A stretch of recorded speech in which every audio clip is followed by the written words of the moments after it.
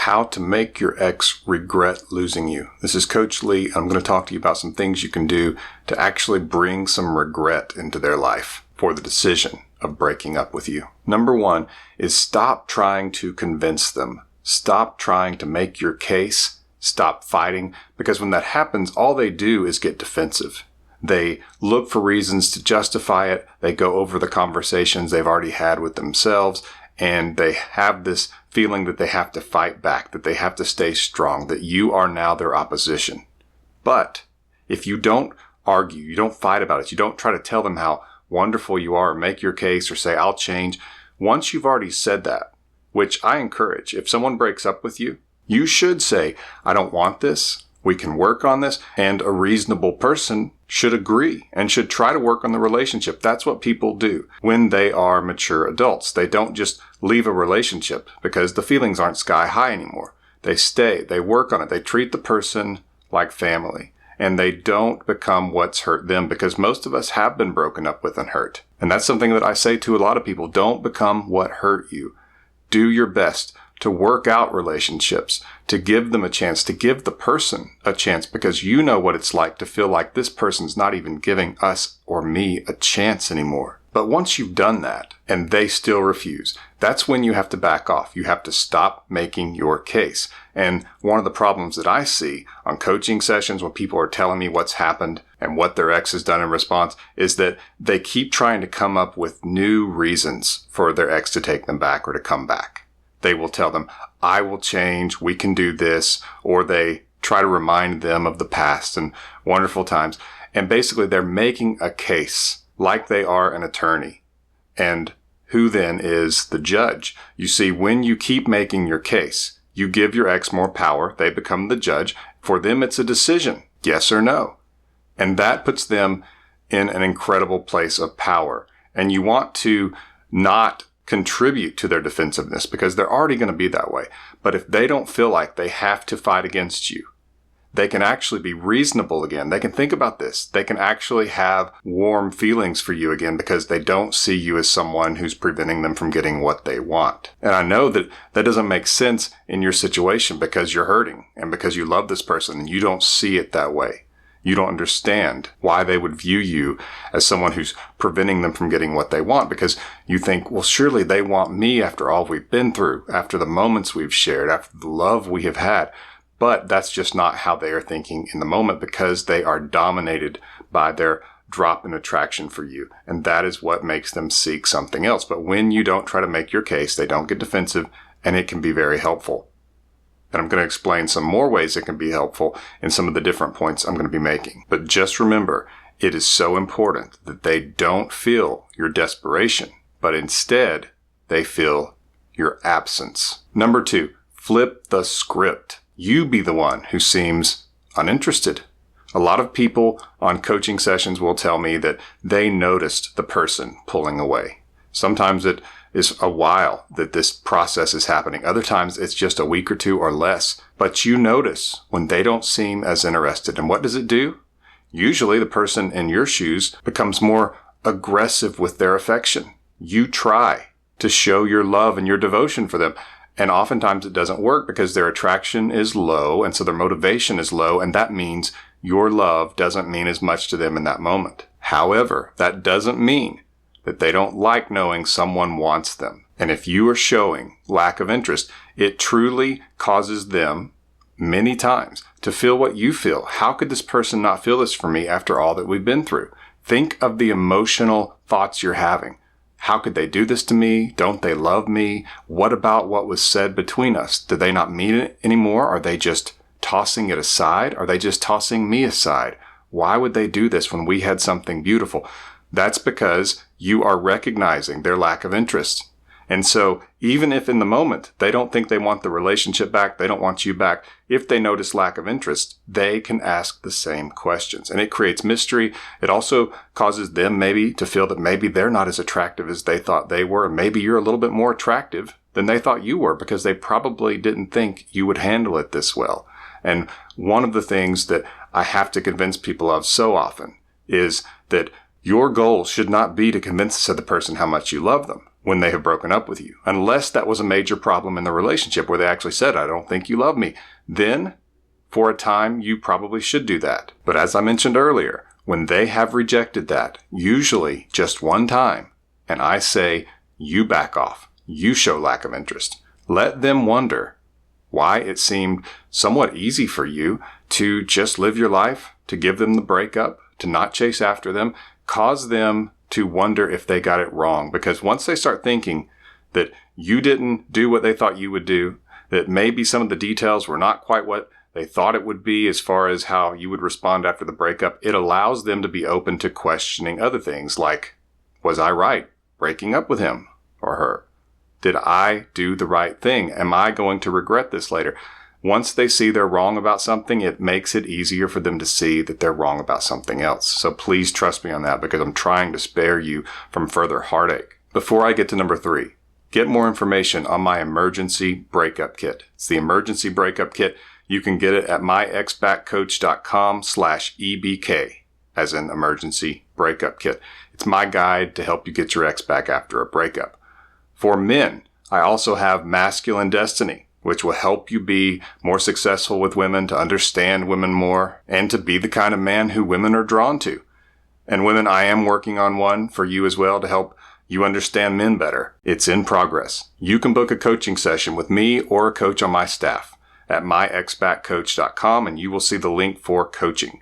So if you want to book a coaching session with me, we can have a conversation. We can put a plan together to get your ex back at myexbackcoach.com for a session with me. Thank you for your support and listening to my commercial. Number 3, handle breadcrumbs passively. There are some coaches who will tell you to completely ignore your ex, but even though that might sound good, after thousands of cases and observations, I can tell you that that often blows up in your face because the other person just decides you're not going to respond ever.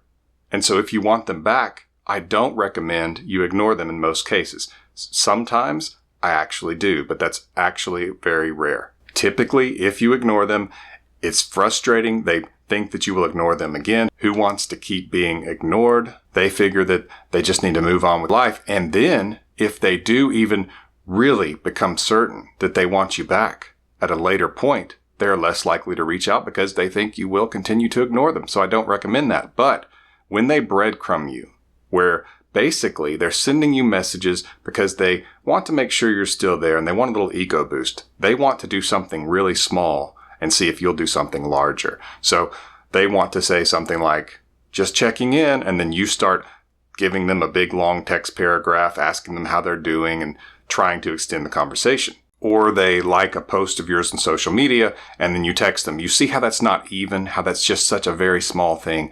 That's why my rule is you don't respond unless it is a personal message, not a like, not a story view. And if they say something like just checking in, you can simply say, thanks, I hope you're well, or consider yourself checked in. Show little effort. Show that you're not trying, that you're not seizing this opportunity to talk to them, and that you're not begging for them back or asking if they feel differently or things like that, because they probably expect you to. And if they have an ego, if they think they are just really attractive and that they can go out and get anybody they want, that's going to be surprising. They're going to expect that you will just be so excited they reached out, that you're going to say things to extend the conversation. You're going to try to ask how they're feeling about things, if maybe they've had a change of heart. And so sometimes people will think, okay, well, I won't do that, but I'll try to just keep the conversation going because I figure I'm going to make some progress if I do that. But again, thousands of observations have shown me otherwise. I probably would have agreed about 20 years ago.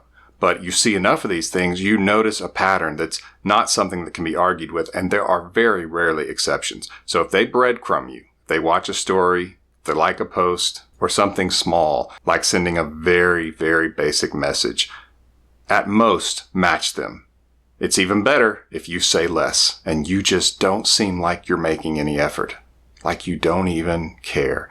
Don't worry, it's not going to push them away. If anything, it's going to be mysterious because that's not what they expected. And I'm going to get into that more in the next point with a different angle. Number 4, let it cost them. in as many ways as possible. And one of those is that when they reach out to you, that they don't get that validation or that ego boost, that they don't feel that you just want them so bad. And then all they have to do is do something really small and you'll just react strongly, which only tells them and assures them that you're still there and you still want them. And that enables them to continue with the breakup because there's no reason and there's no consequence making them rethink this. That goes for things like finances, for favors, anything that benefits them that they got while they were in the relationship. Once they leave you, you should do your best to make sure they don't get those positive things anymore. And you say, well, I don't want them to come back to me just because of something like that. That's not why they would come back, but at least it will let them have to look at it and think, maybe I should have considered this a little more.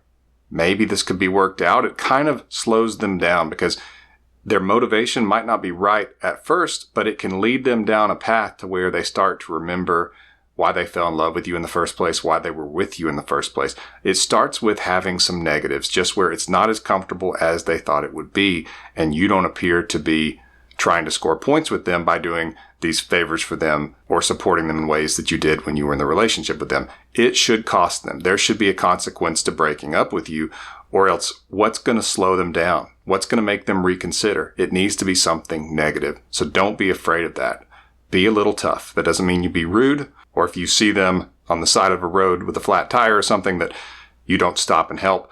But in normal situations, when it comes to basic things, basic benefits that they were getting from the relationship, and pretty much most of them, you need to feel no obligations to the person who dumped you. You don't owe them anything. Number 5, agree with them.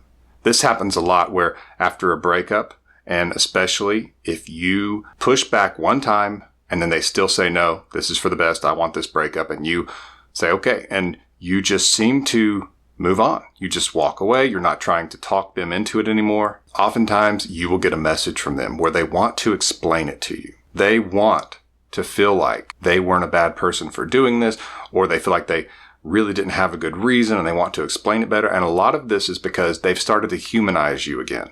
When they're trying to get away from you, when they're being defensive, when they feel that pressure, they don't really humanize you. They don't think of you as a person anymore. They think of you as a problem or an obstacle to getting what they want. But when you're not doing that, they can see you more as human, and now they feel guilty and they want to explain themselves. And they probably think that you will try to explain yourself and how you want them back. But oftentimes they don't really know what's going to happen. So how you can really mess with their heads and further your odds of getting them back, because it raises your value, it raises your attractiveness, is to agree with them. So if they say, I was just feeling that what I need to do is to work on myself, which is really just a BS excuse that they think you can't argue with because they can work on themselves while they're with you. It's really not that complicated, but they want you to think it's super complicated. Man, if I just didn't have to work on myself, we'd be so happy together. It's ridiculous. It's absurd. So just agree with it. When they say, I just wanted you to know that I need to work on myself, you should say, I agree, you do. Imagine the shock when you say that. Or, I agree, we shouldn't be together while you need to work on yourself. Take care. The best way to avoid a fight is not to be there. Don't fight with them. Don't give them fuel. Don't give them that sense of completion. Let them wonder why in the world you seem so okay with it. What kind of emotional strength must you have to be able to do that? I'm not saying to be rude, and you kind of have to know the person as well. You can't be overly sarcastic or something like that, but you certainly can just simply say, I agree. Take care of yourself. That lack of fighting actually frustrates them. And a lot of people on coaching sessions will say, I don't want to frustrate them. Yes, you do. You want them to be frustrated. Again, they need negative consequences. You don't want to make everything easy on them, or they will just continue down the path they're going. They need a wake-up call. And one of the best wake-up calls is to just agree with them, not fight, not even text anymore, just to say, I agree, take care, or just, I agree, and nothing more. It is shocking because that's not what they expected you to do. Remember to get my emergency breakup kit at myexbackcoach.com/EBK. If you're a guy and you want to be more successful with women and understand women better, go to masculinedestiny.com. That's masculinedestiny.com. to get my new course, Masculine Destiny. And that's at masculinedestiny.com. You can also book a coaching session with me at myexbackcoach.com. That's myexbackcoach.com, and you'll see coaching. This has been Coach Lee, and as always, thank you for watching.